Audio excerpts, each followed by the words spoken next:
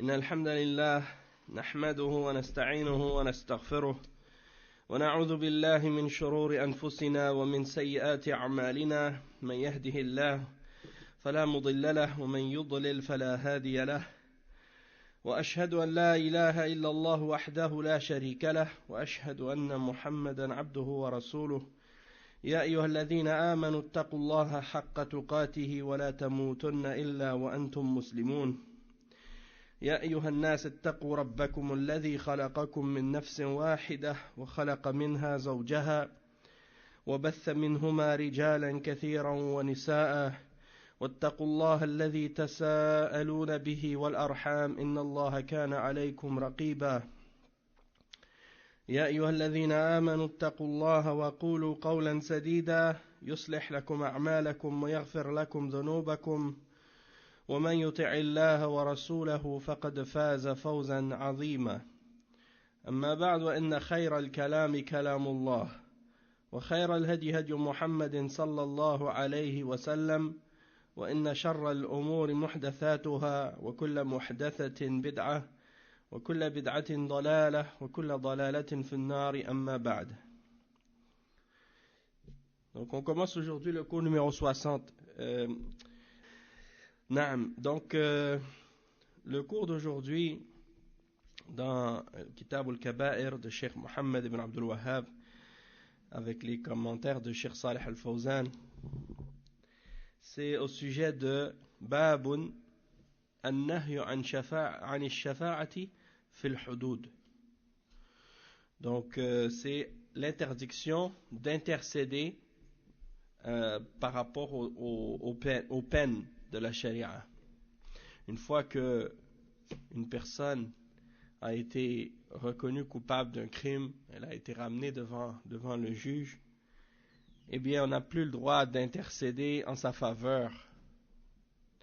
Dans le sens qu'on n'a pas le droit d'intercéder dans le sens de demander que la peine ne soit pas établie une fois que la personne a été reconnue coupable.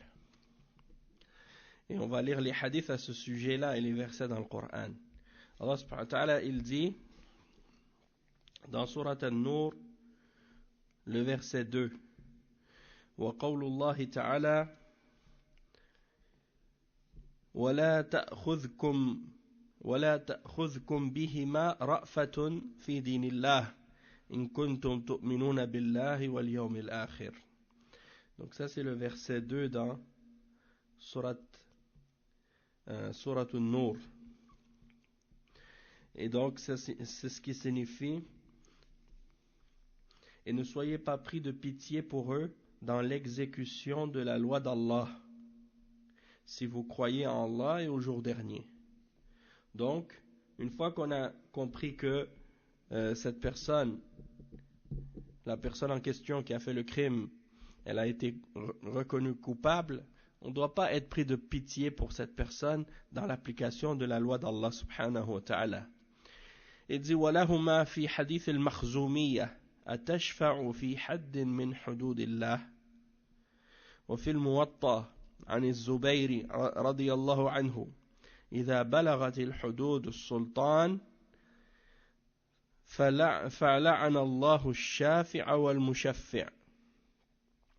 وعن ابن عمر رضي الله عنهما مرفوعا من حالت شفاعته دون حد من حدود الله فقد ضاد الله في أمره. Donc ici, c'est le premier hadith qui est mentionné, rapporté par Al-Bukhari et Muslim dans leur Sahih, selon Aïcha radiyallahu anha, à propos de Al-Makhzoumiyya. Al-Makhzoumiyya, c'est-à-dire la femme qui venait de la tribu de Makhzoum. Wa alaykum salam wa rahmatullahi wa barakatuh. Bani Makhzoum. Le prophète sallallahu alayhi wa sallam a dit Atashfa'u fi haddin min hududillah. Et ça c'est à propos de Usama ibn Zayd, comme on va l'expliquer par la suite.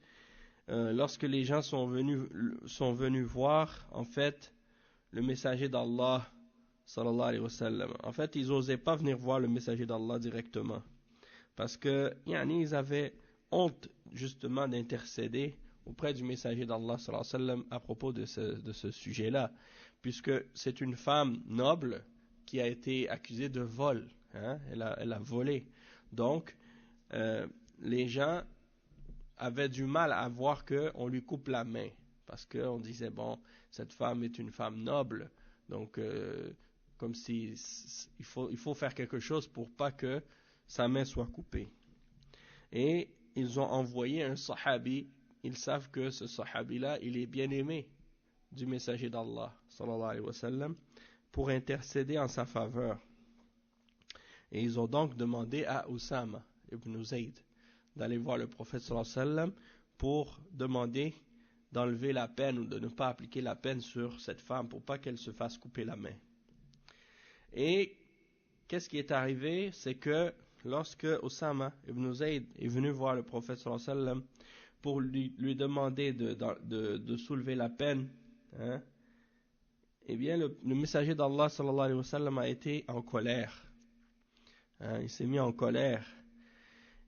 Il a dit, est-ce que tu viens intercéder à propos d'une des peines, parmi les peines d'Allah subhanahu wa ta'ala? Et donc, c'est pour dire, personne n'a le droit d'intercéder dans les peines de la charia. Une fois que la personne, comme c'est mentionné dans le hadith, le suivant, hadith rapporté dans Al-Muwatta de l'imam Malik, selon Az-Zubayr radiyallahu anhu, il dit une fois que les peines sont arrivées devant le dirigeant ou le juge, eh bien, que Allah maudisse celui qui intercède et celui pour qui il intercède.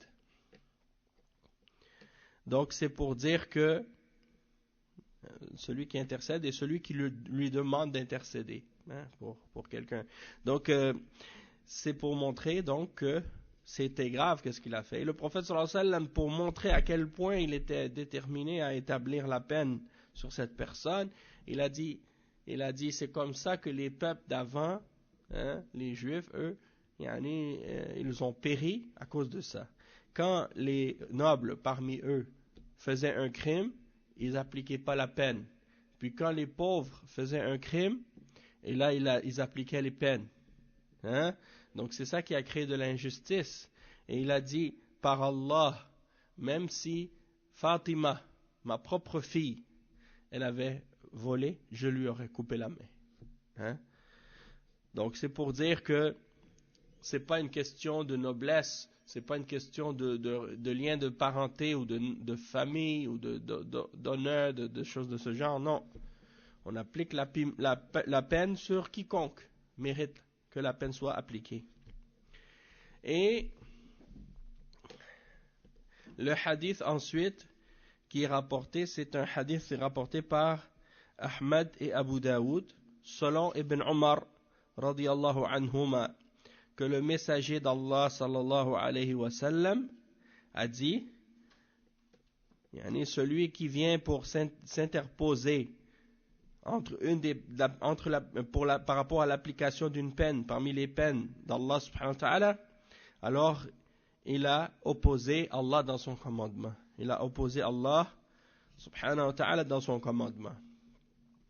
Maintenant on va lire l'explication de ces différents hadiths et le sharh du cheikh vis-à-vis de ce chapitre-là, il est très court.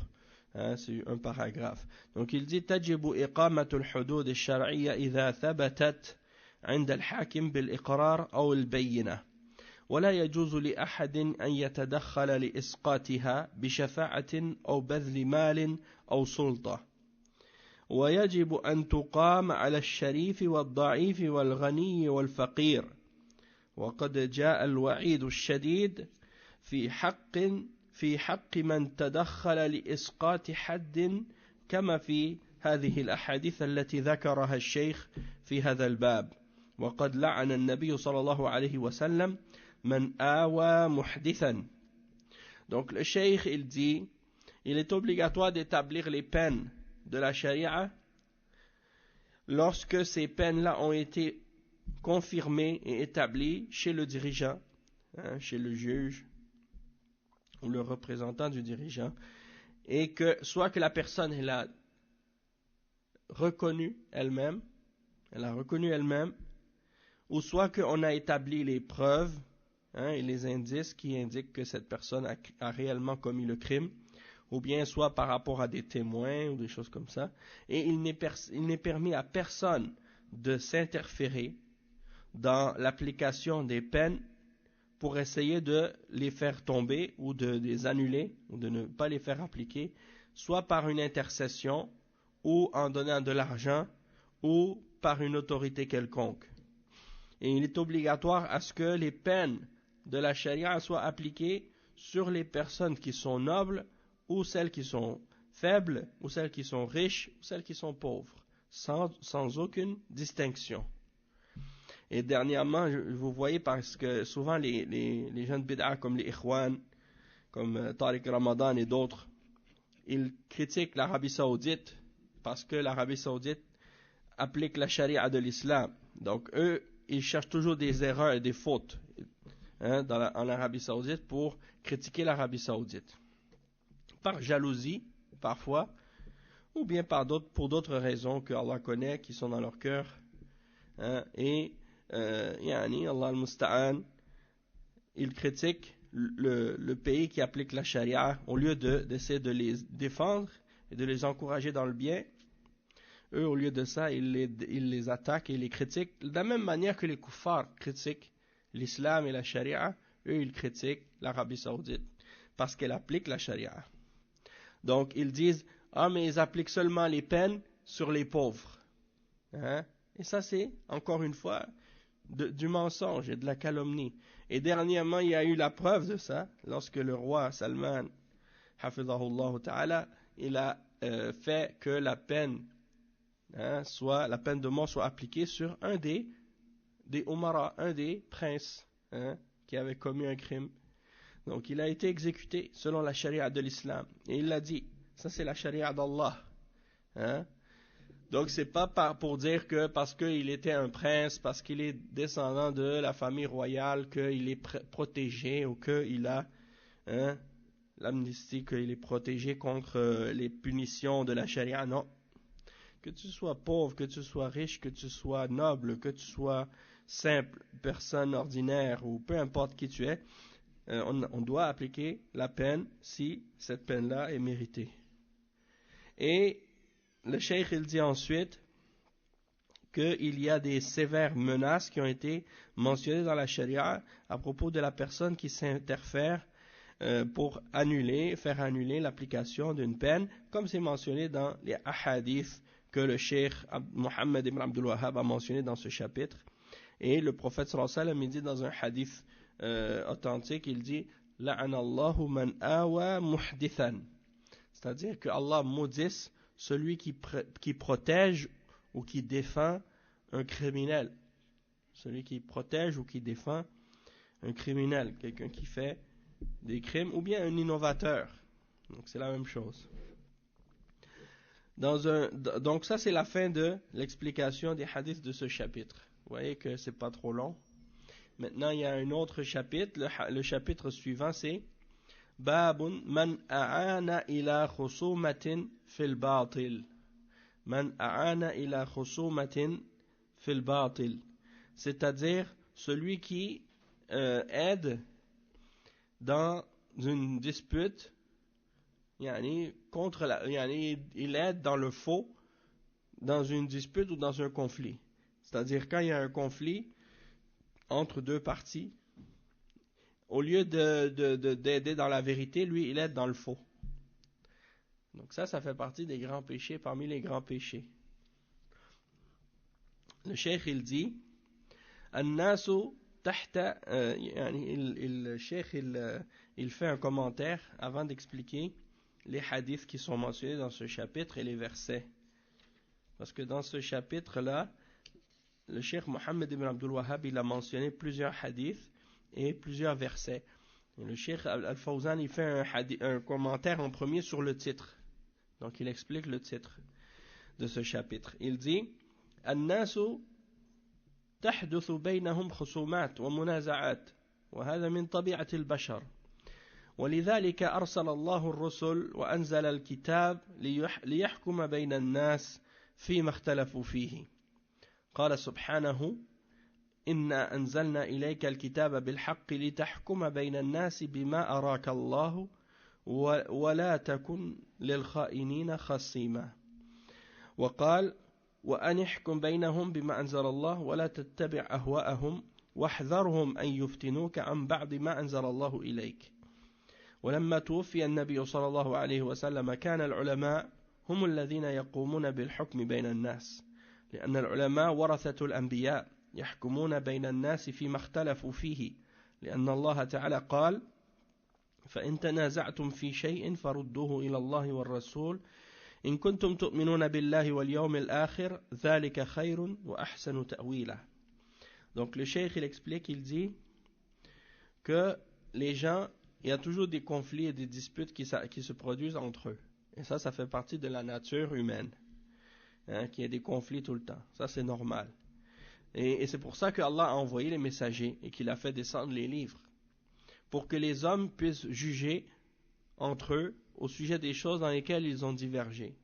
Et il mentionne le verset 105 dans Surat An-Nisa, dans lequel Allah subhanahu wa ta'ala dit « Et nous avons fait descendre sur toi le livre en toute vérité, pour que tu juges entre les hommes selon ce que Allah t'a montré, et ne sois pas un défenseur ou un disputeur pour les traîtres. » Et le verset 49 dans Surat Al-Ma'idah, dans lequel Allah subhanahu wa ta'ala dit « Et juge entre eux selon ce que Allah t'a révélé et ne suis pas leur passion. Et prends garde qu'ils ne cherchent de te tenter d'une partie de ce que Allah a fait descendre sur toi. » D'une partie. Hein? Imagine, Allah subhanahu wa ta'ala dit « Prends garde qu'ils ne cherchent de te tenter de te tenter d'une partie, de dévier d'une partie de ce que Allah t'a révélé. Pas de tout, juste d'une partie, même dans un peu de la révélation, ils veulent essayer de te faire dévier, donc fais attention. » Et il dit, lorsque le prophète sallallahu alayhi wa sallam est mort, les ulama ont rempli ce rôle par la suite. Et c'était à eux de juger entre les hommes après la mort du prophète sallallahu alayhi wa sallam. Pourquoi? Parce que les ulama, les savants, sont les héritiers des prophètes. Et ils jugent entre les hommes dans les choses dans lesquelles ils ont divergé. Et Allah subhanahu wa ta'ala dit, et si vous divergez en quoi que ce soit, renvoyez-le à Allah et à son messager si vous croyez en Allah et au jour dernier. Ce sera meilleur et d'une meilleure conclusion.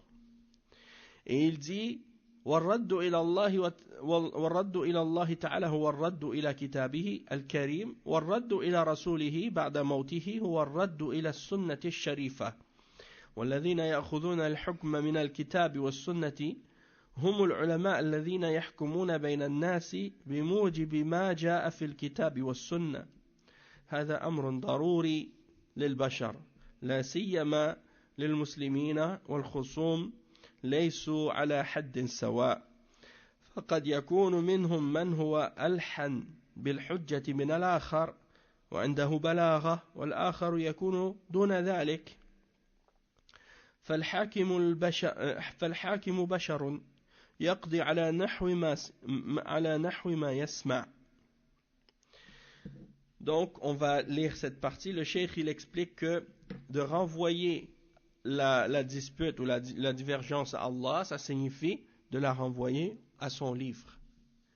Et de renvoyer la divergence et le désaccord au messager, sallallahu alayhi wa sallam, après la mort du prophète Mohammed sallallahu alayhi wa sallam, ça signifie de la renvoyer à sa sunna. Donc avant sa mort, c'était de renvoyer au messager lui-même la discorde ou la dispute ou la divergence. Après sa mort, ça signifie de renvoyer la divergence à la sunna du prophète sallallahu alayhi wa sallam. Et donc, ceux qui prennent le verdict du livre et de la sunna, ce sont les ulama, wa alaykum salam wa rahmatullah, qui jugent entre les hommes selon ce que Allah subhanahu wa ta'ala a révélé, ainsi que ce qui est mentionné dans la sunna. Ce que Allah a révélé dans le Coran et dans la sunna. Et ça, c'est donc quelque chose qui est nécessaire pour l'humanité. et en particulier pour les musulmans. Et il dit la dispute et la divergence, hein, les gens qui ont des disputes entre eux, les gens qui divergent entre eux, ils ne sont pas tous à égalité ou au même degré. Dans le sens que certains d'entre les gens sont plus éloquents, ils savent mieux s'exprimer.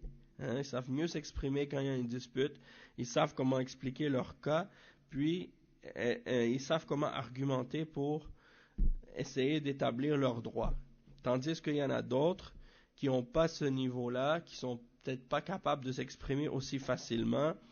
Et donc, le juge, lui, il juge parce que c'est un être humain. Donc, il juge selon ce qu'il entend. Il juge selon ce qu'il entend. Il n'a pas d'autre choix. Et c'est pour ça, le cheikh dit, وَكَمَا قَالَ النَّبِيُّ صَلَى اللَّهُ عَلَيْهِ وَسَلَّمَ إِنَّمَا أَنَا بَشَرٌ وَإِنَّكُمْ تَخْتَصِمُونَ إِلَيَّ وَلَعَلَّ بَعْضَكُمْ أَنْ يَكُونَ أَلْحَنَ بِحُجَّتِهِ مِنْ بَعْضٍ فَأَقْضِي عَلَى نَحْوِ مَا أَسْمَعُ فَمَنْ قَضَيْتُ لَهُ مِنْ حَقِّ أَخِيهِ شَيْئًا فَلَا يَأْخُذْهُ فَإِنَّمَا أَقْطَعُ لَهُ قِطْعَةً مِنَ النَّارِ. Et ça, c'est un hadith rapporté par Al-Bukhari et Muslim, qui est vraiment important. Le prophète sallallahu alayhi wa sallam a dit, il dit ce qui signifie, selon Salama, radiyallahu anha, que le prophète sallallahu alayhi wa sallam a dit, je ne suis qu'un être humain. Et vous venez ramener vos disputes vers moi, quand vous avez des désaccords et des conflits. Et il se peut que certains d'entre vous soient plus éloquents et plus forts dans la façon d'expliquer leurs preuves que d'autres. Et moi, je vais juger selon ce que j'entends. Alors, si j'ai jugé en faveur de ton frère et que je lui ai donné le droit de son frère, si j'ai donné à l'un d'entre vous le droit de son frère, parce que j'ai jugé selon ce qui m'a paru la vérité, selon qu'est-ce que la personne m'a dit, et j'ai vu ce qui était vrai dans ce que les deux ont présenté, et j'ai vu que l'argument de celui-là était plus fort que l'argument de l'autre, alors j'ai jugé pour lui, mais parce que lui s'exprimait mieux que l'autre, j'ai cru que c'était lui qui avait raison. Alors dans ce cas-là, si j'ai donné raison à la mauvaise personne, et que j'ai donné à cette personne le droit de l'autre, par erreur, alors qu'il ne le prenne pas. Parce que s'il le prend, c'est comme s'il prenait un morceau de l'enfer. C'est comme s'il prenait une part de l'enfer. Ok. Je vais le réexpliquer d'une manière plus simple. Ok. On va dire que toi, tu as un conflit avec un autre frère. On va dire ce frère-là, il s'appelle Zayd. Ok? Donc, toi, tu as un problème avec Zayd. D'accord? Tu dis, Zayd, il a pris ton cellulaire. C'est à toi. Ok? Alors, moi, j'écoute ton argument. Qu'est-ce que tu ramènes comme argument, comme preuve? Et là, j'écoute lui, qu'est-ce qu'il dit comme argument et comme preuve. Mais Zayd, il est vraiment fort dans sa façon d'expliquer, dans sa façon de parler, quand il explique les choses, quand il ramène les preuves. Il est vraiment convaincant. Il sait vraiment bien parler, bien expliquer. Tandis que toi, on dirait que tu as comme plus de difficulté à prouver ton point. Alors moi, selon ce que j'ai entendu de vous deux, je conclus que celui qui disait la vérité et qui était plus fort avec ses arguments, c'était lui, Zayd. Alors je lui dis, dans ce cas-là, le cellulaire est à toi. Mais pour de vrai, il est à toi, il n'est pas à lui. Mais moi, j'ai jugé selon ce que j'ai vu. Donc, le prophète, sallallahu alayhi wa sallam, il dit, si moi j'ai donné le droit de quelqu'un à une autre personne, alors dans ce cas-là, qu'il ne prenne pas le droit de son frère, sinon c'est comme s'il prenait un morceau de l'enfer. Donc, ça veut dire que si Zayd, il sait que ce téléphone-là, ça lui appartient pas, ça t'appartient à toi, et que j'ai jugé moi que ça lui appartenait, selon ce que j'ai entendu comme argument, et qu'il le prend quand même, c'est comme s'il prenait un morceau de l'enfer. Tu comprends? Donc c'est ça la signification du hadith. En voulant dire que le prophète Mohammed sallallahu alayhi wa sallam, lorsqu'il jugeait entre les gens, il ne jugeait pas selon la révélation par rapport au jugement, dans le sens quand il y avait un conflit et qu'il jugeait entre deux personnes, c'était pas selon la révélation qu'il jugeait. Parce que s'il jugeait selon la révélation, il aurait tout de suite su c'était qui le coupable. Hein? Allah lui aurait révélé que la personne qui mérite cette chose-là, c'est celui-là, et non l'autre, et que lui c'est un menteur. Mais le prophète sallallahu alayhi wa sallam, il ne jugeait pas entre les hommes comme ça, de cette façon-là. Il jugeait selon ce qui était apparent, et ce que la personne ramenait comme preuve, et selon les évidences. Parce qu'il donnait en même temps l'exemple pour les juges, plus tard, pour leur montrer comment juger, et comment analyser les preuves, et comment établir le jugement. Mais en même temps, c'est pour dire que le jugement des hommes, quand on juge entre deux personnes, eh bien, on peut se tromper. On peut faire des erreurs. C'est ça ce que le prophète sallallahu alayhi wa sallam, il explique ici. Il dit, je juge selon ce que j'entends. Et c'est possible que certains d'entre vous, vous êtes plus éloquents, plus forts dans la façon de s'exprimer que d'autres. Et donc, moi, je pense que c'est lui qui a raison, alors qu'en réalité, c'est l'autre. Mais si je me trompe et que je donne le droit d'un frère à l'autre, qu'il ne le prenne pas. فلا يأخذه فإنما أقطع له قطعة من النار. C'est comme si je lui avais donné un morceau de l'enfer. Le cheikh il dit حكم الحاكم لا يغير الحق لأنه يقضي على نحو ما يسمع. Le cheikh il dit le jugement du juge ou du dirigeant ne change pas à la vérité.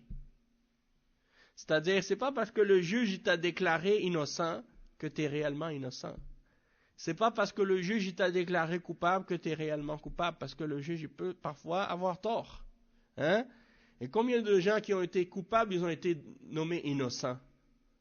Et combien de gens qui sont innocents, ils ont été nommés coupables parfois? Donc il y en a comme ça, des criminels. Ils disent, moi selon la loi, j'ai été nommé innocent. Alors qu'au fond de son cœur, il sait qu'il est criminel. Mais il peut tromper les hommes, mais il ne peut pas tromper Allah, subhanahu wa ta'ala. Donc le cheikh il dit, moi je juge selon ce que j'entends. Il dit, وَالْحَقُّ قَدْ يَكُونُ عَلَى خِلَافِ مَا قَضَى بِهِ. Il dit, c'est possible que la vérité soit le contraire de ce qu'il a jugé. لأن الحاكم حكم لأن الحاكم حكم حكم إنما هو على الظاهر أو حكم على الظاهر لأن الحاكم حكم إنما هو على الظاهر أما الباطن فلا يعلمه إلا الله.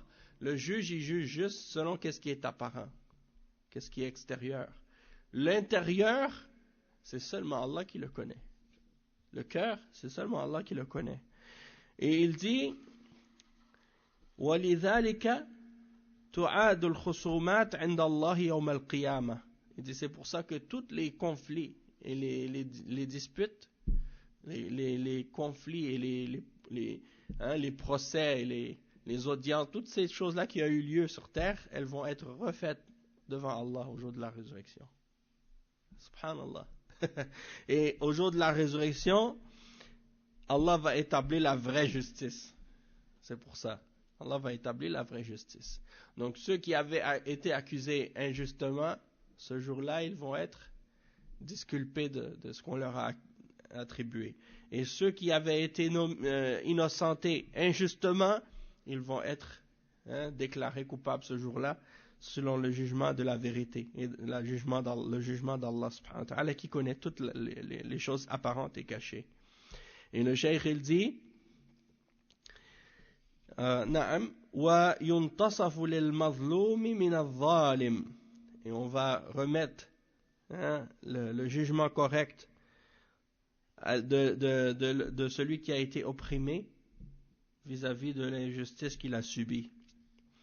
Et il dit وَتُؤَدَّ الْحُقُوقِ إِلَى أَهْلِهَا. Et on va remettre les droits à ceux qui en sont les vrais détenteurs. Et il dit فَلَا يَقُولُ أَحَدٌ مَا دَامَ الْقَاضِي حَكَمَ فِي الْقَضِيَّةِ فَالْحَقُّ صَارَ لِي. Il dit, il n'y a personne qui a le droit de dire, lorsque le juge il a jugé en sa faveur, hein, qu'il dit, ah, c'est à moi puisque le juge il m'a donné le droit. C'est lui qui il a dit que j'avais raison. Non, toi tu sais au fond de ton cœur que t'as pas raison. Alors, pourquoi tu utilises le jugement du juge comme un argument, comme une preuve pour justifier? Qu'est-ce que tu dis? Alors que tu sais très bien que le juge il s'est trompé, il a jugé incorrectement. Donc le cheikh il dit فهذا لا يجوز. Hein? Il dit فالحق صار لي وهو يعلم في قرارة نفسه أن الحق لأخيه. Il sait au fond de lui-même que le droit en question ça appartient à son frère, pas à lui. Donc il dit هذا لا يجوز لأن حكم الحاكم لا يحل حراما ولا يحرم حلالا. Donc il dit ça c'est pas permis. C'est-à-dire, tu n'as pas le droit de te baser sur le jugement du juge pour justifier quelque chose, alors que tu sais au fond de toi-même que c'est faux. Parce que le jugement d'un juge ne rend pas halal ce qui est haram, et ne rend pas haram ce qui est halal. Et le cheikh il dit, وَإِنَّمَا يَقْضِي عَلَى نَحْوِ مَا يَسْمَعُ وَبِمَا تَوَفَّرَ إِلَيْهِ مِنَ الْبَيِّنَاتِ. ولذلك قال النبي صلى الله عليه وسلم فإنما هي قطعة من النار فليأخذها وليتركها أو ليتركها. أخرجه البخاري ومسلم من حديث سلمة. Donc le cheikh il dit, donc le juge lui il a jugé seulement selon ce qu'il a entendu et selon ce qu'on lui a présenté comme argument et comme preuve et comme témoin et comme indice et ainsi de suite. Et le prophète sallallahu alayhi wa sallam il dit, celui qui prend le droit de son frère qui ne lui appartient pas, alors c'est comme s'il avait pris un morceau de l'enfer, qu'il le prenne ou qu'il le laisse, hein? Qu'il le prenne ou qu'il le laisse par la suite. Mais s'il le laisse, hein, il va être épargné du péché, mais s'il le prend, il va en subir les conséquences au jour de la résurrection. Le cheikh il dit ensuite, وقد يكون هناك من ينوب عن الخصم كالوكلاء والمحامين وهذا موضوع الباب. فمن كان يتوكل عن غيره نعم يتوكل عن غيره في خصومة فعليه أن يتقي الله ولا يزور الحجج وإنما يدلي بالحق والصدق سواء كان له أو على موكله لأن بعض المحامين والوكلاء يريدون أن يكسبوا الأجرة فيزور القضية ويأتي بشهود زور حتى يكسب القضية ويحصل على ما يعطى مقابل المحاماة والوكالة فعليه أن يتقي الله لأنه هو الذي يتحمل الوزر حيث جلب لموكله شيئا ليس له وظلم الخصم حيث أخذ منه الحق وأعطاه غيره وفي الأثر شر الناس من ظلم الناس للناس وباع دينه بدنيا غيره. Donc le cheikh il dit que des fois dans les disputes et dans les conflits, il y a des gens qui défendent d'autres personnes ou qui sont chargés de défendre d'autres personnes, comme les avocats par exemple. Okay? Et ces avocats-là sont payés par par une personne pour les défendre. Okay? Donc, ça c'est le sujet du chapitre, le cheikh il dit, et c'est-à-dire que, comme dans le titre, c'était écrit, celui qui aide dans une dispute, mais par le faux, hein, par ce qui est faux. Donc le cheikh il dit, parfois quelqu'un il va être chargé de défendre une personne, et si c'est le cas, la personne elle doit faire preuve de crainte d'Allah subhanahu wa ta'ala, et elle ne doit pas falsifier les preuves, falsifier les arguments, parce qu'elle doit être véridique et dire la vérité. Hein? Peu importe que c'est en sa faveur, que c'est pour lui ou contre lui, il doit dire la vérité. Pour lui, on comprend. Contre lui, oui, même contre toi-même, tu dois dire la vérité. parce que tu es un musulman et tu ne dois pas mentir, tu ne dois pas falsifier pour défendre le faux. Et il dit à des avocats, par contre, eux, ils veulent juste avoir leur salaire et de l'argent, c'est tout. Donc, ils ont été payés pour défendre quelqu'un, ils veulent avoir l'argent, ils vont tout faire pour arriver à leurs objectifs, même s'il faut ramener des faux témoins, ramener des fausses preuves, des preuves falsifiées, des faux documents, des documents obtenus illégalement, des choses vraiment graves qu'ils vont faire pour tout, pour arriver à défendre ceux pour qui ils travaillent.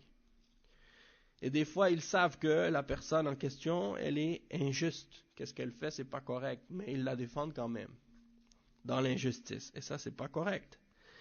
Et il veut à tout prix gagner sa cause. Et donc, il doit craindre Allah subhanahu wa ta'ala. Tout ça, c'est important de craindre Allah là-dedans. Mais celui qui n'a pas de crainte d'Allah, il fait qu'est-ce qu'il veut. C'est pas pour rien, on dit les meilleurs avocats, c'est les juifs. Parce qu'ils ne craignent pas Allah subhanahu wa ta'ala. Ils vont faire tout pour se détourner de la peine et comme on dit, se faufiler entre les lois pour arriver à s'en sortir. Et ils savent comment faire. Et c'est pas que les juifs. Il y a des chrétiens aussi, il y a des athées aussi, il y a toutes sortes d'autres personnes qui sont forts là-dedans aussi, mais on connaît et ils sont reconnus comme ça. Et il dit le cheikh que donc il faut avoir la crainte d'Allah. Le musulman, lui, il va s'abstenir de défendre quelqu'un en utilisant des choses fausses. Mais le kafir, lui, il ne craint pas Allah. Il n'y a rien qui l'empêche de faire ça. Il ne sait pas qu'au jour de la résurrection, il va être questionné et jugé. Il va avoir à porter le poids de ce péché-là devant Allah au jour de la résurrection. Nasallallahu al-afiyah. Donc, il doit faire attention à ça. Et donc, de faire de l'injustice à la personne avec qui tu as un conflit, juste parce que tu veux prendre son droit, et ou bien tu le prends pour le donner à quelqu'un d'autre, c'est la même chose. Et il y a une athar, une narration, qui dit que la pire des personnes, c'est celle qui fait de l'injustice, aux gens pour des gens, et qui vend sa religion pour la dunya de quelqu'un d'autre, Donc c'est grave. Toutes ces choses-là, c'est des choses graves, et ça nous montre en même temps que dans l'islam, il y a des niveaux très élevés d'éthique, de morale et de principes, de justice, qui dépassent les systèmes des koufars et les systèmes des lois humaines que les gens ont inventées. Eux, qu'est-ce qu'ils connaissent de la justice? C'est juste un dixième de la réalité de qu'est-ce que c'est la justice en islam.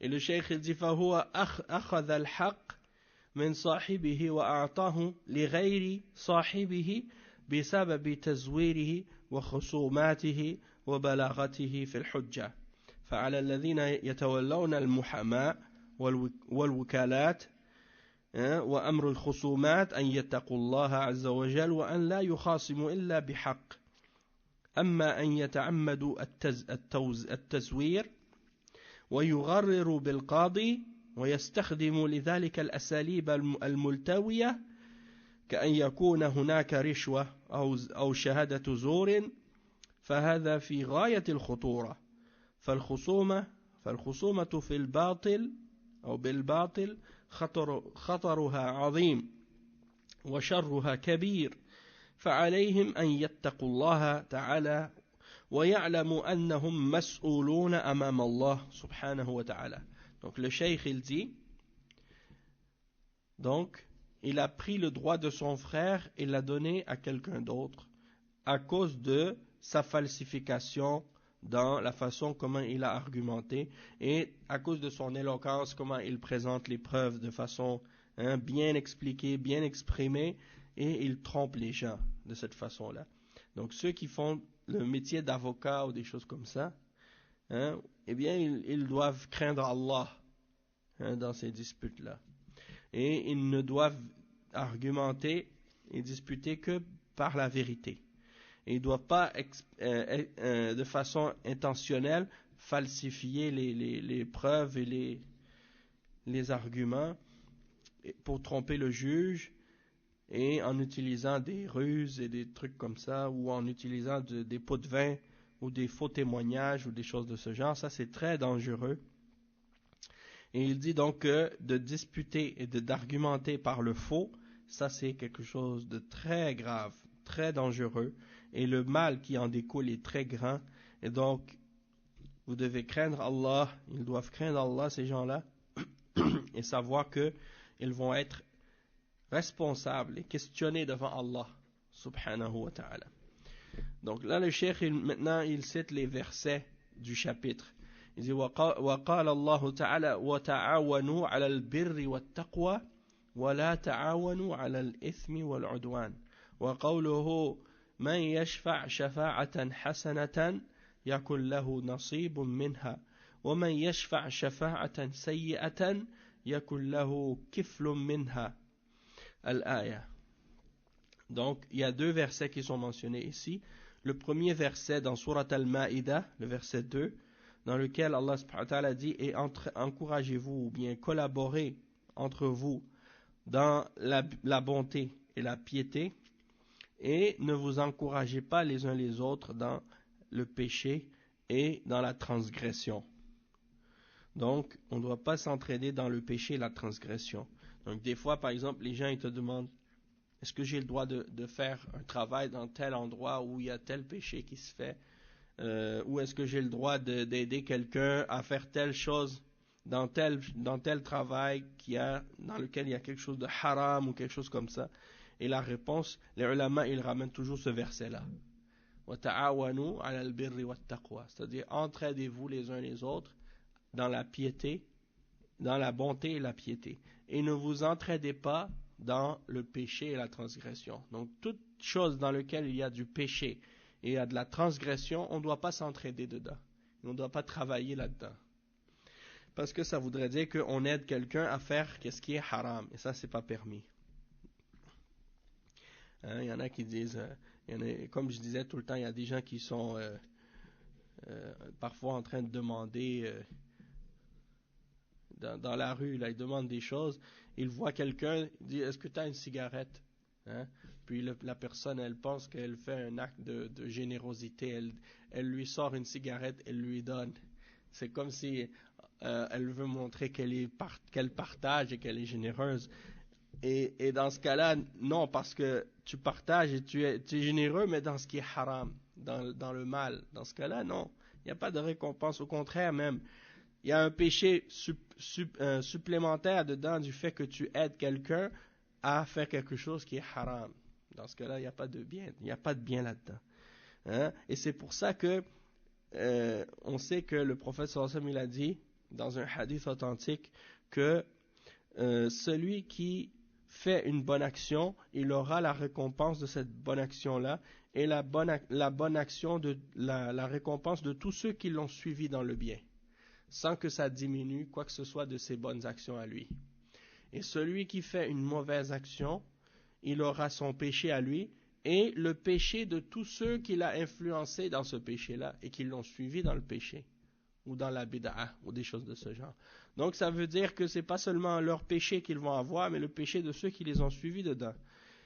Donc ça c'est pour dire que tu dois faire très attention à ne pas être la cause d'influencer quelqu'un à faire des péchés, parce que au jour de la résurrection, tu vas te retrouver avec des montagnes de péchés et tu vas te demander, mais comment ça se fait que j'ai tous ces péchés-là?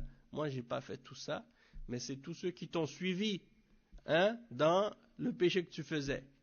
C'est pour ça que tu dois faire le maximum de ton possible pour faire en sorte que ton péché se limite à toi-même si tu fais un péché, pour pas être la cause d'avoir d'autres personnes qui te suivent dans ce péché-là. Sinon, tu auras le poids de ça à porter au jour de la résurrection. Donc, celui qui appelle au mal et qui donne l'exemple aux autres dans le mal, il est toujours plus plus grave que celui qui limite le mal à lui-même. Hein. Et tu vois par exemple une femme qui écrit un livre pour dire « Oh, moi je portais le voile, après je l'ai enlevé. » Si cette femme-là, elle écrit ce livre, puis elle dit aux femmes, par exemple, moi j'ai enlevé le voile, puis là, toutes les femmes qui vont lire son livre vont enlever le voile à cause d'elle, au jour de la résurrection, elle aura le poids de toutes les femmes qui ont été influencées dans ce péché-là à cause d'elle. Non seulement elle aura son péché à elle, mais le péché de toutes celles qui l'ont suivi dans ce péché. Et non seulement ça, pas seulement jusqu'à sa mort, même après sa mort, si son livre continue à être lu et à influencer des gens, même après sa mort, elle continuera à accumuler des péchés dans le mal pour toutes les personnes qui l'ont suivi dans ce mal-là. Donc ça veut dire que il ne faut pas prendre à la légère les actions et les paroles et les choses qu'on écrit, puis que tu dis non, ça c'est juste un livre que j'ai écrit comme ça, puis ça finit là. Non. Les gens qui vont être influencés par ça, et quand ça va continuer à se propager, tu auras le péché de ça. La même chose dans le sens contraire aussi. Si tu as été la cause d'appeler les gens au bien, et que des gens ont fait des bonnes choses à cause de ton influence, eh bien, tu auras les bonnes récompenses de tout ce qu'ils ont fait après toi, même si c'est après ta mort. Si tu as laissé quelque chose qui continue à travailler pour toi, donc tout ce qui aura été utilisé dans le bien, dans ce sens-là, ça va être des bonnes actions pour toi dans l'avenir. Donc ça c'est le premier verset, le verset 2 dans Surat Al-Ma'ida. Et entraider, collaborer, travailler les uns avec les autres dans la bonté et la piété, et ne vous entraidez pas dans le péché et la transgression. L'autre verset que le cheikh il a cité, c'est le verset 85 dans Surat An-Nisa, dans lequel Allah subhanahu wa ta'ala dit « Quiconque intercède d'une bonne intercession en aura une part. Et quiconque intercède d'une mauvaise intercession en portera une part de responsabilité, et Allah est puissant sur toutes choses. » Dans la vie d'ici-bas, les gens, ils intercèdent toujours les uns pour les autres, dans toutes sortes de choses, dans le bien et dans le mal. Si tu intercèdes pour quelqu'un dans le bien, tu auras là une part du bien. Si tu intercèdes pour quelqu'un dans le mal, tu auras une part du mal. Hein? Et c'est aussi simple que ça. Hein? Mais des fois, les gens, ils oublient ça. Ils pensent pas que les choses qu'ils font sont calculées dans la balance au jour de la résurrection. Le cheikh, il explique ces versets-là, Cheikh Al-Fawzan, puis il dit قوله وتعاونوا على البر والتقوى أي على الخير والإصلاح والصلاح ولا تعاونوا على الإثم والعدوان أي ولا تعاونوا على الضد والنقيض منها فالإثم ضد البر والعدوان هو الاعتداء على الناس بسلب حقوقهم فالخصومة بالباطل من التعاون على الإثم والعدوان وهذا محل الشاهد من الآية الكريمة فالمخاصم بالباطل يكون متعاونا على الإثم والعدوان وقد قال تعالى في نهاية الأمر واتقوا الله أي اتقوا عذاب الله وغضبه إن أنتم خاصمتم بالباطل وظلمتم الناس فإنكم حينها تستوجبون غضب الله وعقوبته فعليكم أن تتقوا ذلك الغضب بترك ذلك الفعل أو بترك هذا الفعل الخطير وعليكم بتقوى الله لأنه رقيب على الجميع وقوله تعالى إن الله شديد العقاب أي اتقوا عقابه فإن عذابه ليس سهلا تحمله بل هو شديد لا طاقة لكم به. Donc le cheikh il dit, et lorsque Allah subhanahu wa ta'ala dit ce qui signifie et entraidez-vous dans la bonté, c'est-à-dire dans le bien, dans la réforme, dans tout ce qui est bon, tout ce qui est bien, et ne vous entraidez pas les uns les autres dans le péché et la transgression. Il dit, ça veut dire, yani, le péché, c'est le contraire du bien et de la bonté, et al-udwan, c'est la transgression contre les gens en leur enlevant leurs droits, en leur enlevant leurs biens, en disputant par le faux, hein, et donc disputer par le faux, argumenter par le faux pour quelqu'un, ça rentre dans la transgression contre les gens et ça rentre dans le péché. Et donc, c'est ce qu'on veut dire dans le verset ici. Et la personne qui défend quelqu'un dans le faux et qui argumente pour quelqu'un dans le faux, eh bien, c'est comme si elle collaborait, hein, dans le péché, dans la transgression. Et donc, Allah subhanahu wa ta'ala dit à la fin du verset, et craignez Allah, hein, taqullah. Et taqwa, c'est de se protéger d'Allah, de chercher une protection contre Allah. Comment on peut se protéger d'Allah? Est-ce qu'il y a quelqu'un qui peut nous protéger contre Allah? Personne ne peut nous protéger contre Allah. Mais il n'y a personne qui peut nous protéger d'Allah excepté Allah lui-même. Et la façon comment on peut se protéger d'Allah, c'est en cherchant d'utiliser les moyens que Allah nous a donnés pour se protéger de son châtiment, c'est-à-dire de faire ce qu'il nous ordonne et de s'écarter de ce qu'il nous interdit. Et c'est comme ça que si on fait ça, on fait ce que Allah nous ordonne et on s'écarte de ce qu'il nous a interdit, eh bien on va être protégé contre sa colère. On aura une protection contre sa colère. Mais si on dispute dans le faux et par le faux et qu'on fait de l'injustice aux hommes, alors dans ce cas-là, vous avez fait ce qui exige la colère d'Allah et son châtiment. Et donc, vous devez chercher une protection contre la colère d'Allah en abandonnant de faire ces genres d'actes qui sont dangereux. Et vous devez faire preuve de piété et savoir que Allah subhanahu wa ta'ala vous surveille et il vous voit tous.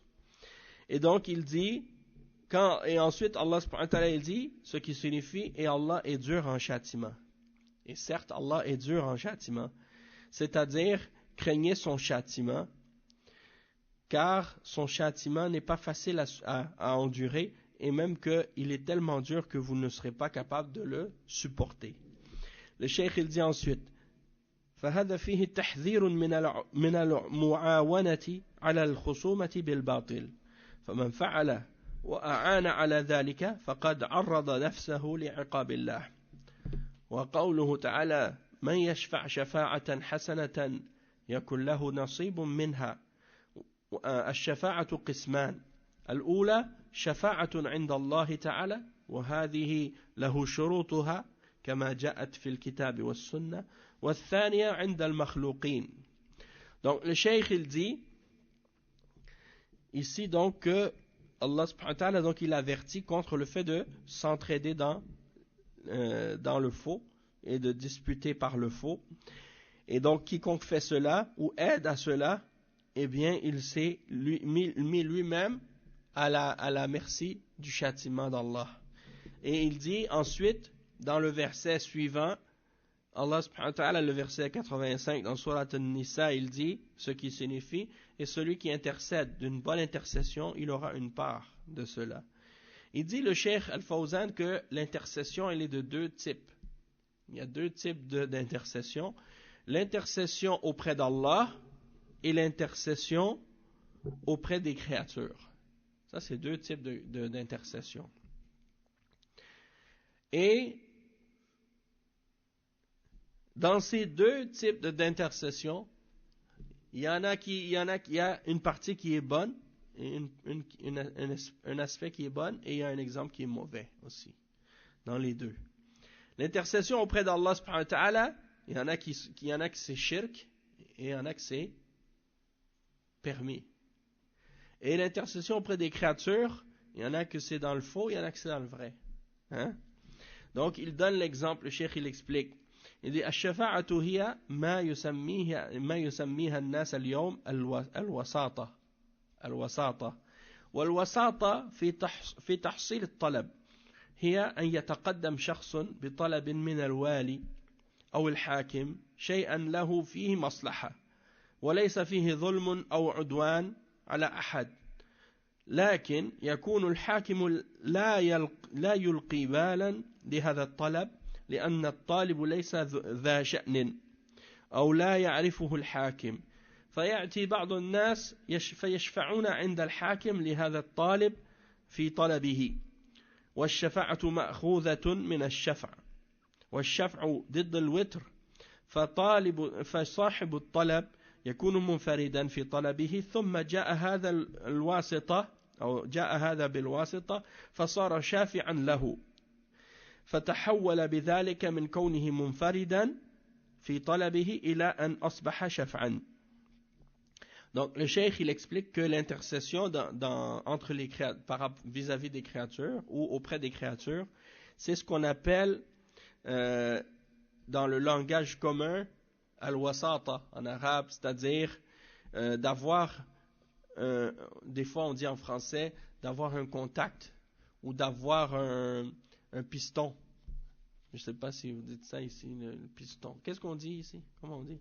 Quand tu as une connexion, ici on dit une connexion. En anglais, hook up, oui. C'est-à-dire d'avoir un contact, d'avoir une connexion, d'avoir quelqu'un qui est haut placé, qui est proche de quelqu'un qui est responsable et qui peut te faciliter l'accès auprès de lui pour obtenir une faveur. Hein? Comme par exemple, tu vas avoir un travail dans une compagnie, puis tu sais que ton ami, là, il est proche du patron, du responsable. Tu dis, bon, est-ce que tu pourrais parler à ton patron pour moi? Tiens, je te donne mon CV. Présente-lui ça, tu sais, puis peut-être qu'il va accepter, puis qu'il va m'engager parce qu'il te connaît et te fait confiance. Alors toi, tu vas voir ton patron, tu dis, j'ai quelqu'un à te recommander, c'est quelqu'un de bien, je le connais, c'est un ami, tiens, ça c'est son CV. Et là, le patron, il prend ça et dit, ok, je vais voir ça. Hein? Ça, c'est une shafa'a, c'est une intercession, ça, un genre d'intercession. Et ça, c'est correct. Hein? C'est bien de faire ça, tu aides quelqu'un, tu lui rends un service. Et de faire ça dans le bien, c'est bien.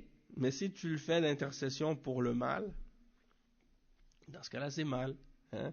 C'est comme quelqu'un, par exemple, je sais pas moi, il veut faire quelque chose de haram.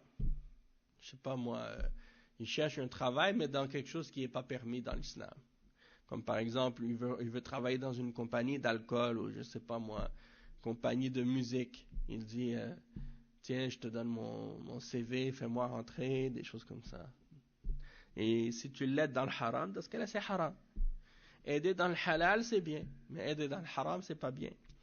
Le cheikh, il explique, lui, il donne un autre exemple. Il dit, c'est comme, par exemple, quand tu veux obtenir quelque chose, par exemple, quelqu'un, il veut obtenir quelque chose du dirigeant ou d'un quelqu'un qui est dans un poste d'autorité. Il veut quelque chose, mais il n'est pas capable de l'obtenir. Et dans cette demande, il n'y a pas d'injustice, il n'y a pas de transgression. C'est juste un bien qu'il veut avoir. Et il n'est pas capable d'aller directement voir le responsable lui-même, parce que, premièrement, le responsable en question, il ne le connaît pas. Parce que la personne en question, la personne qui a un besoin, elle n'est pas importante. Toi, par exemple, tu n'es pas important, donc tu dis, si je vais aller lui parler, il ne va pas me recevoir, il ne va pas me donner d'importance. Donc, tu connais quelqu'un d'autre qui est proche, donc tu vas le voir, tu lui dis, hein, est-ce que tu peux parler en ma faveur, intercéder pour moi? C'est ça l'intercession. Et en arabe, on l'appelle shafa'a. Et le cheikh explique que shafa'a, ça vient de ash-shafa'. Et ash-shafa', ça veut dire qu'est-ce qui est impair. Le contraire de qu'est-ce qui est witr.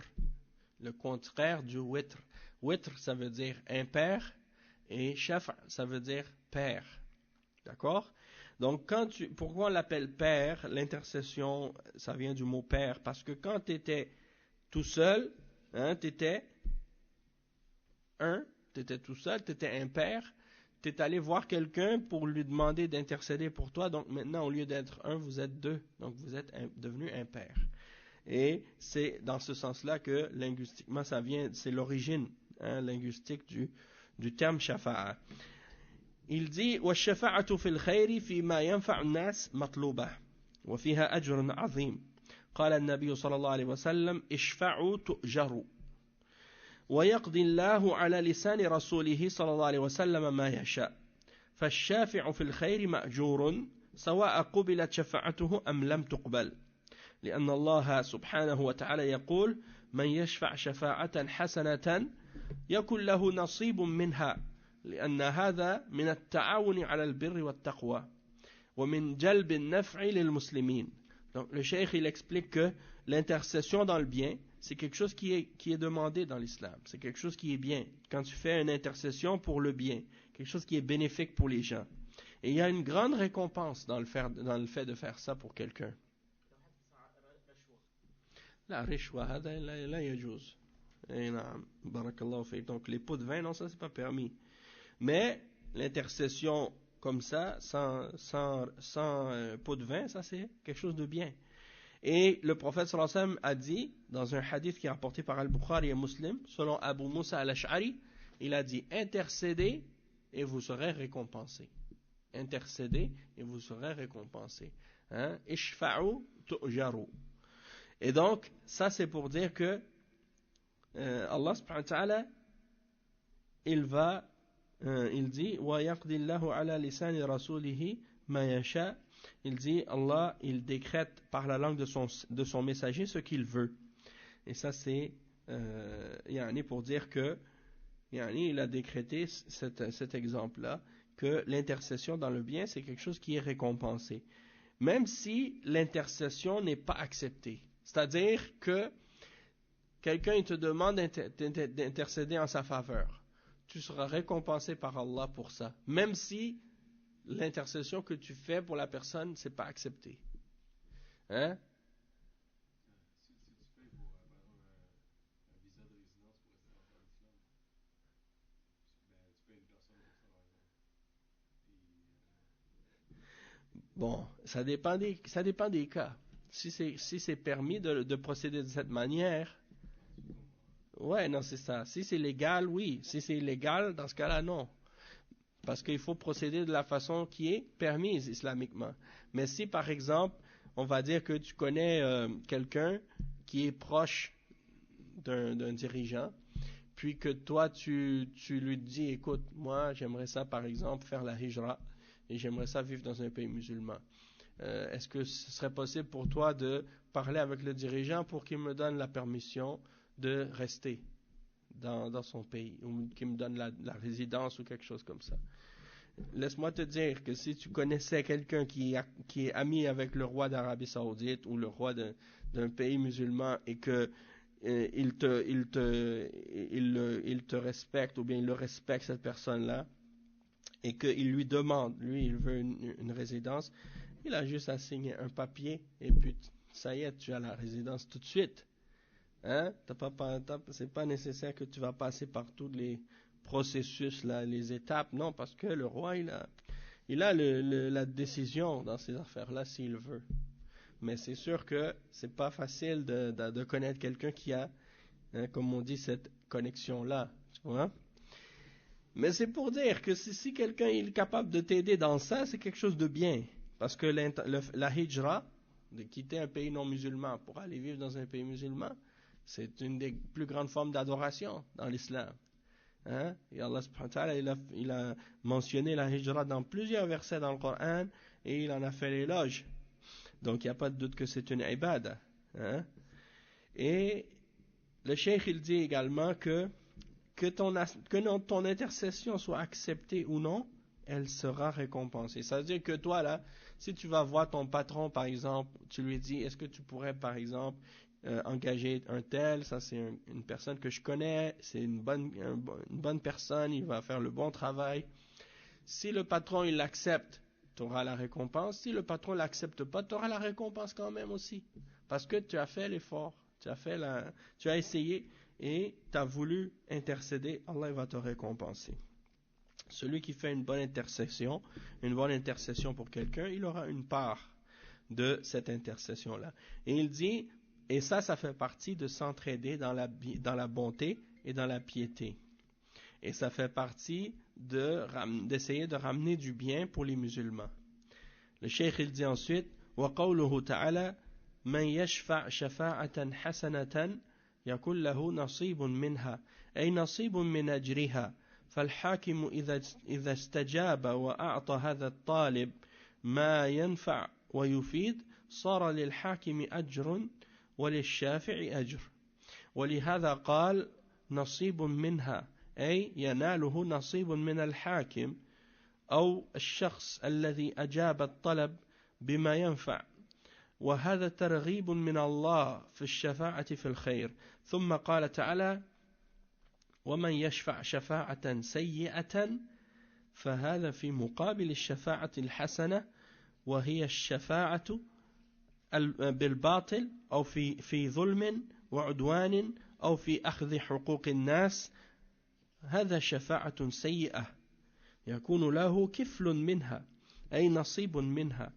فيكون على الذي أجاب الشفاعة وهو الوالي أو من عنده الطلب إثم يشترك فيه مع الشافع وهذا فيه تحذير من الشفاعة بالباطل لأخذ حقوق الناس كما أن منع إقامة الحدود فيه إعانة للظالم على ظلمه وهذا من الشفاعة السيئة وسيأتي ذكر ما فيها من الوعيد. Donc le cheikh il dit que celui qui intercède donc il mentionne le verset dans lequel Allah subhanahu wa ta'ala dit ce qui signifie et quiconque intercède d'une bonne intercession il aura une part de celle-ci, c'est-à-dire une part de la récompense.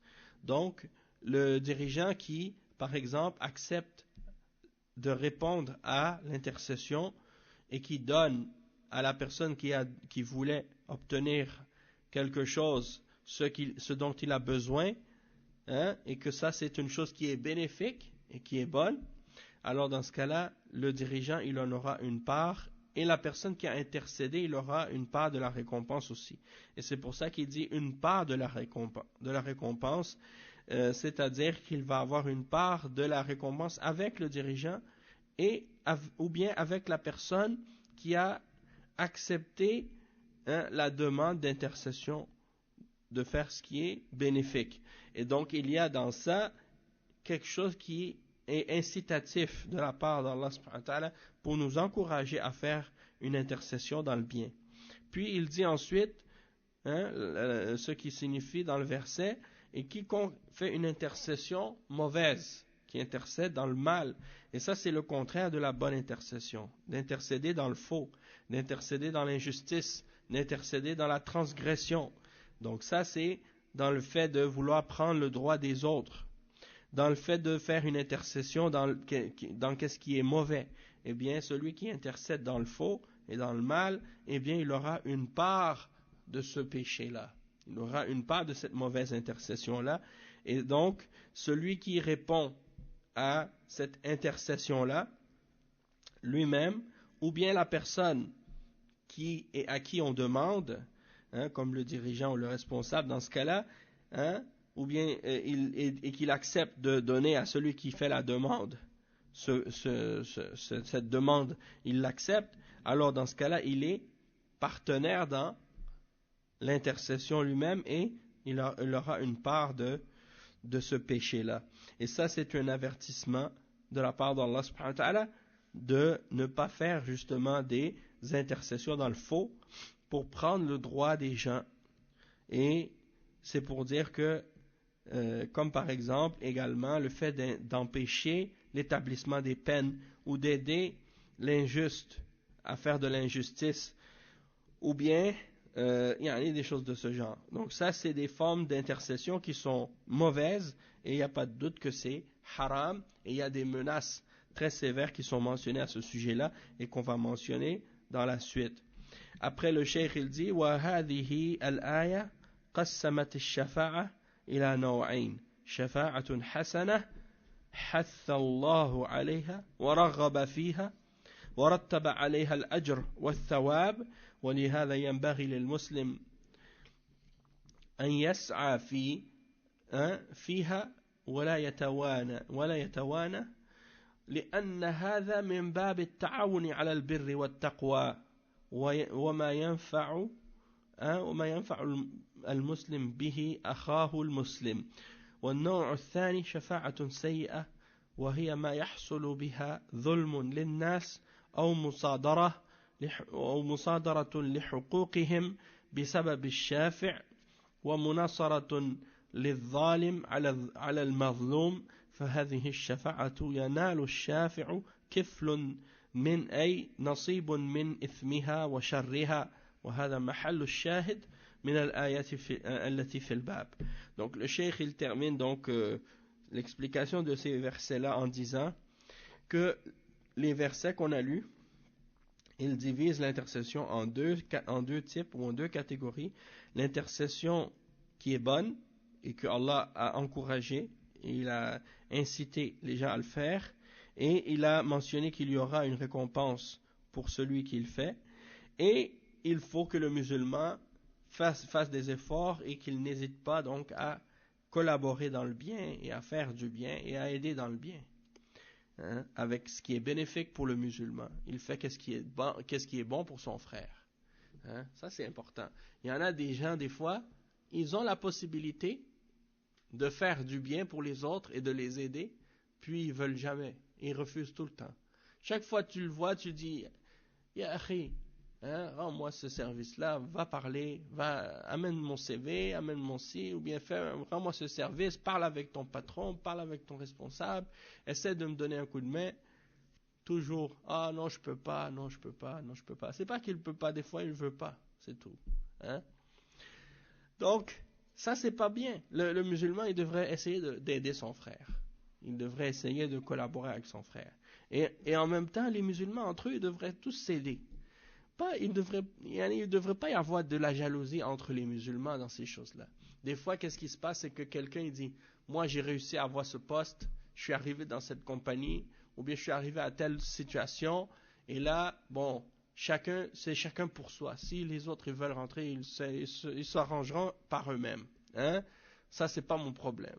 Donc, les autres, ils veulent travailler aussi. Lui, il a la capacité de faire quelque chose, mais il ne veut pas se mêler. Il dit non, moi je ne veux pas aider personne. Je suis venu ici tout seul, et les autres qui se débrouillent. Hein? Alors que dans d'autres types il y a d'autres gens, ils s'entraident entre eux. Tu vois par exemple des gens, par exemple, je ne vais pas nommer de catégorie de personnes, mais c'est juste pour dire, il y en a, au lieu de penser qu'à eux-mêmes, ils pensent pas seulement à eux-mêmes, mais ils pensent aussi à d'autres qui sont de leur communauté ou de leur même groupe qu'eux ou je sais pas quoi. Et donc, ils veulent les aider eux aussi à monter avec eux. S'ils arriver dans un poste ou avoir une situation, ils font tout ce qu'ils peuvent pour essayer d'aider les autres à venir avec lui et à travailler eux aussi et à être dans des situations intéressantes. Tandis qu'il y en a d'autres, non, c'est un peu de l'égocentrisme, puis aussi de l'égoïsme. Et il y en a chacun pour soi, il pense qu'à lui-même. Ça c'est pas correct. Hein? Et le cheikh il dit, hein, je sais pas, vous connaissez pas le jeu Le Roi de la Montagne? Vous connaissez ce jeu-là? Hein? Le Roi de la Montagne, hein? Une fois que tu es arrivé en haut, tu pousses tout le monde en bas. Tu veux pas que personne vienne prendre ta place. Il y en a, c'est comme ça dans leur tête. Ils voient la vie comme ça, comme le jeu du Roi de la Montagne. Il veut être le Roi de la Montagne. Donc au lieu d'aider les autres à monter, il veut toutes les pousser en bas. Parce que lui, il veut être tout seul en haut. Ça c'est, a'udhu billah, ça c'est vraiment pas correct. Et le cheikh il dit وَالنَّوْعُ الثَّانِي شَفَاعَةٌ سَيِّئَةٌ وَهِيَ مَا يَحْصُلُ بِهَا ظُلْمٌ لِلنَّاسِ. Donc l'autre type d'intercession qui est mauvaise, c'est l'intercession dans le mal, dans laquelle il y a de l'injustice pour les autres, dans laquelle il y a le fait de prendre le bien des autres et les droits des autres à cause de l'intercesseur, et de venir en aide à l'injuste contre l'opprimé. Ça c'est vraiment incorrect.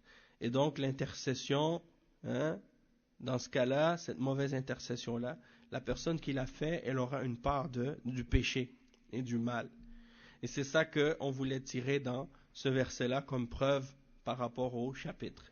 On va s'arrêter ici pour aujourd'hui, puis on continuera demain, Inch'Allah, la suite de ce chapitre avec les hadiths qui parlent de ce sujet-là, et on va lire ensemble donc ce qui a été dit là-dessus demain, bi'idhnillah. Subhanakallahumma bihamdik, ashhadu an la ilaha illa anta astaghfiruka wa atubu ilayk, wa sallallahu wa sallam ala nabiyyina Muhammad wa ala alihi wa sahbihi ajma'in. Wassalamu alaikum wa rahmatullahi wa barakatuh. Donc dans 10 minutes Inch'Allah, on va, ou 5 ou 10 minutes, on va commencer le prochain cours sur la Jama'a Inch'Allah.